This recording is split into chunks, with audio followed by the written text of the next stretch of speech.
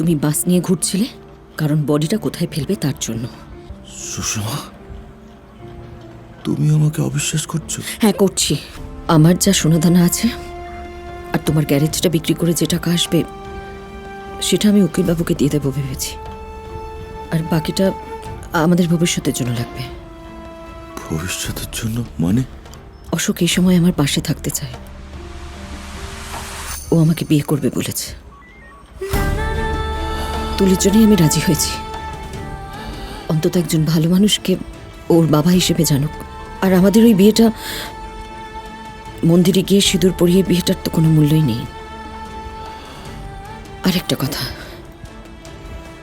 তুমি যদি কোনোদিন ছাড়াও পাও, অন্তত তুলির ভালোর জন্য আমাদের সামনে আর এসো না। ভালো থেকো।